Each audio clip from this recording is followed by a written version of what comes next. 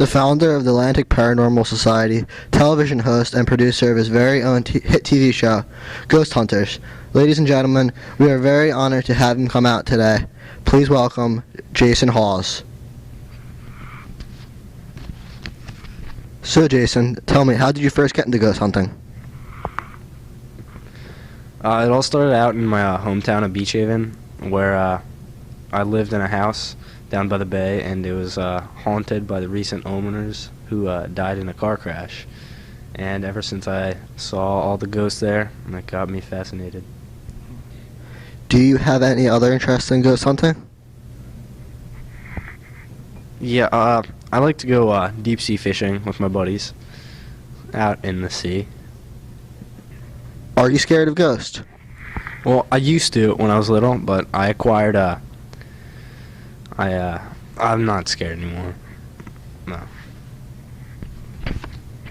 How do you deal with some of the hate in which some people spread upon you and your crew? Yeah, I have a lot of haters, but I kind of ignore them. They say ghost hunting is gay and stupid, but they don't believe in ghosts like I do. They haven't seen things that I have. Who does your ghost hunting crew consist of? It's just me and my 5 buddies that go on ghost hunting trips around the country. It's Jason, Rob, Joe, and Kelly, and Mike. You can't forget Mike. He's a buddy. Do you still ghost hunt even when the cameras aren't rolling? I wouldn't consider it ghost hunting. I see a few ghosts, though, when I'm at my parents' house or my friend's house. I don't say anything because they'll probably think I'm weird, but... Interesting. Now, Jason, can you share a ghost hunting story with us? Well, actually, when Ghostbusters was filming, the original movie, they asked me to come out and help them with the machinery. And we actually did see a few ghosts on set. Very interesting. How much longer are you going to ghost hunt for? I'm probably going to end up ghost hunting for the rest of my life. I don't really do anything else except deep sea fish, so... Have you ever wanted to quit ghost hunting? No, I have thought about it, but ghost hunting just interests me so much. What kind of equipment do you use? I used a ghostoscope. It's to capture ghosts. It's like an imaginary net that shoots out and it captures them so we can interrogate them. And a ghosterometer basically measures the temperatures in the air so we know when a presence is around, as we'd like to call it. Is it expensive ghost hunting? I would say ghost hunting is pretty expensive. The ghostoscope costs around $10,000 nowadays if you want to buy one for your home. So it's pretty expensive. Very expensive, you're right on that one. Yeah. Where do you see yourself in 10 years? Ghost hunting. Okay. Where do you see ghost hunting in 10 years? Hopefully a lot more people evolve into believers in ghost hunting, because I think ghost hunting is a beautiful thing. People should believe in it. I hope it stays around in the next 10 years.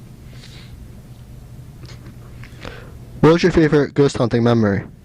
My favorite ghost hunting memory was probably on the scene of Ghostbusters. That was a good time with all my buddies. Very understandable. What a pleasure speaking with you, Mr. Hawes. I'd like to wish you and your crew good luck in your next season of Ghost Hunters, and I look forward to seeing you during your next season.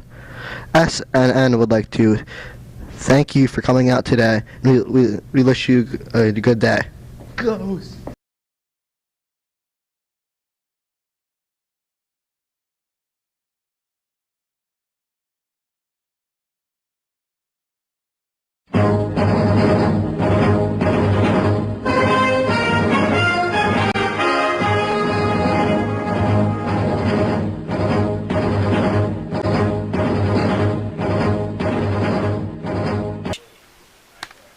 Welcome to this edition of Open Microphone. Today we are joined by a man who puts his life on the line every day to save the lives of some of the most beautiful, majestic creatures on the planet. Ladies and gentlemen, please welcome Peter Hammerstead. Thank you for having me today, Open Microphone. In your show, Whale Wars, You fight to protect the whales against Japanese whalers. What is it that draws you to these whales?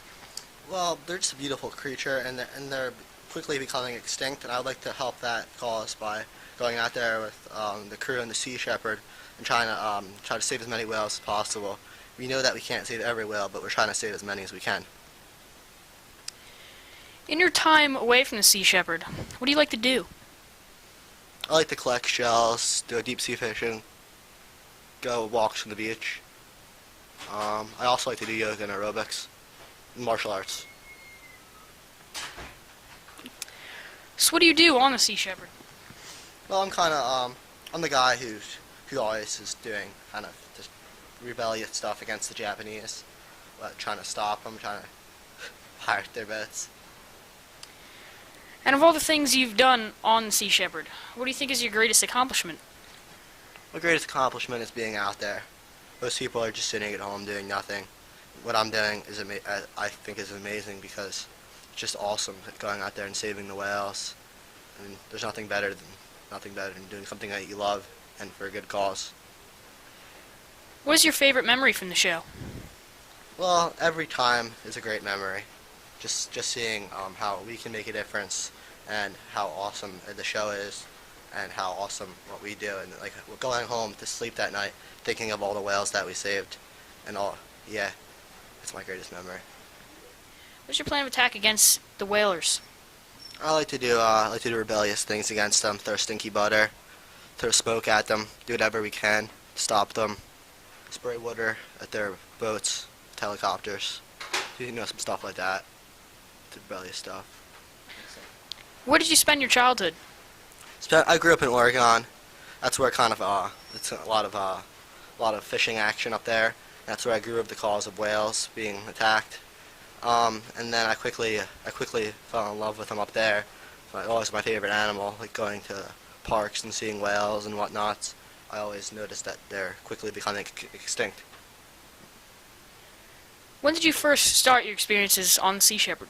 I first started as soon as I became of age. I immediately ran. Most kids are just like running to the bar or whatever. I immediately ran to the post office to submit my application to Whale Wars. So I love it. I was like looked up to them all my life. That's what I want to be. Do you have any pets? Pets. I do have a cat. His name is Charles. I understand that you are vegan. When did you become vegan? Since I was 5. Stopped eating meat. It's just disgusting. Disgusting. What do you want to do before you die? I'd like to completely stop the Japanese people from killing whales and make it a law. It already is a law, but I want to emphasize the law more. For no one does whaling anymore. Just for completely stop it for good. Horrible thing. That's great. What is your favorite television show? Television show. Kind of like to follow the History Channel. I like to follow Animal Planet, just because it follows under those lines. Discovery Channel is pretty good. Collect Planet Earth, Storage Wars. What are your thoughts on aquariums? Because some people think that they're, animal prisons, and some people think that they're safe havens. I think that they do a good thing. They do a good thing. They're kind of making money off the animals though, which I don't think is right. I think that they should, they do protect animals though that are injured, and then they release them. But I think they do kind of take advantage of animals. How's it like being at sea for such long periods of time? I love it. I love it. Some people complain but I know that I love the sea, and that's what I want to do to the day I die. I want to be out there protecting whales. How long do you expect to be doing what you do? Like I said before, I want to do it all my life. Never want to stop until I physically and mentally can't do it anymore. I'm going to be out there with Paul Watson, fighting for what I love. Well, Peter, I'm afraid that's all the time we have for today. I'd like to thank you for all being here, and goodbye and luck. Good luck in your adventures on the Sea Shepherd. And thanks to all the viewers at home. Thank you for having me out here today. It's awesome to spread the message. Well, thank you for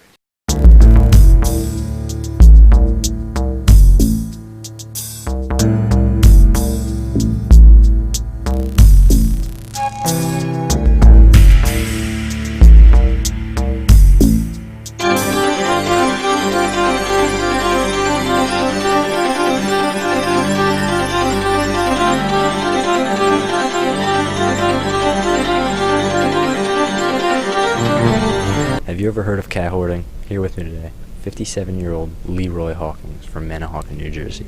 So Leroy, tell me, what it is about cats you like so much? Well, they have fur, and that's pretty cool to me because we just have hair, and they walk on 4 legs. How many cats would you say you own? I'd say about like 47, 46, 47, I think, somewhere around there. How are the living conditions at your home? Well, I live in a 6x6 shed, and there's room for me and my cats, so that's enough. How do you go about feeding and grooming the cats? Well, feeding, they mostly just catch what they eat. They find it. I'm not really sure how, and I don't clean them because I don't have a bath because I live in a shed. Yeah. It's probably not that healthy and sanitary for the cats. What's your job situation now? Well, I was recently fired from my job at PetSmart for stealing merchandise. What'd you steal? Cats, yeah. Just cats. That's it. Yeah, like cats and like cat toys. Not for the cats, for me, Oh, that's pretty weird. Is there anything in your childhood that influenced you to hoard cats? Well, when I was a kid, there was this neighborhood cat that all the guys would kick around and stuff. So I brought it home and fed it and stuff. So that really inspired me to keep getting the cats. And before I knew it, I had 40 plus cats, almost 50. What do your friends and family think of your hoarding? Well, I don't really have friends, and my family disowned me about 5 years back now. They said my obsession was getting to, a little weird. Sorry to hear that. How old were you when you started hoarding? I was about 15 or 16. I dropped out of high school, and I went into the cat business, like trading and buying and selling cats. Yeah. That's what you did when you dropped out to keep up? Yeah, pretty much. Some people say you started your own religion. Tell me about it. Well, it's called Catholicism. It's I bring a bunch of cats together in, like my shed, and I give them toys and clothes. It's kind of like a shelter for cats, and I give them a sermon. So yeah. Anybody else follow this religion? Did you make any money? No, not really. It's just me and my cats. We're kind of doing it by ourselves. Do you have any other hobbies or special skills? Well, besides cat hoarding, I like to collect like sponges, like rare sponges from kind of around the world. And special skills, not really. Yeah. Sponges, I don't know they did that. Yeah. After being around cats for so long, you must have picked up some behaviors. Well, sometimes, like, just when I'm bored, I walk around on all 4s and lick myself sometimes. And I also have cat sense. It's like I can sense when bad things are about to happen. Where do you lick yourself? Like my arms and like my stomach and stuff like that. That's cool. Is there any diseases you've developed from all the cats? Well, yeah, there was the mad cat disease. That was a pretty big deal back in the 80s. And then I got rabies one time, and I actually never got that cured. No, so you have rabies right now? Yeah. As we speak? Yeah. Tell me some of your cats' names. Well, there's Tipsy, there's Muffins, there's Topsy, there's Tibbs, there's Kurt Russell, there's Morgan Freeman, there's Jeffrey, there's Bob, there's Bill, there's Jen, there is Spider-Man, there's Hulk. Well, okay. Thank you for being here, Leroy. We wish you good luck to you and your cats. Thank you. Thank you very much. Thanks for having me. I'm going to get paid for this, right? No.